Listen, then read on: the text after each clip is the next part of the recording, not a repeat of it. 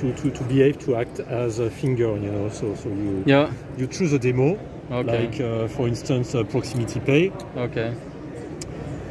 And yes, it's to showcase how you register, enroll on the application. Without being present, or?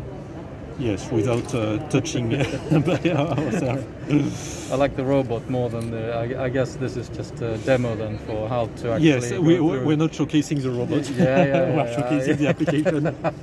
I'm sorry about that, but don't worry. So what's the innovation lab then? Innovation lab. Well, we are working within Ingenico. Ingenico. I don't know if you've heard about it. I know it relatively well, yes. So yeah, Ingenico sells payment terminal, and at the lab we are trying to think of a new user experience to get friction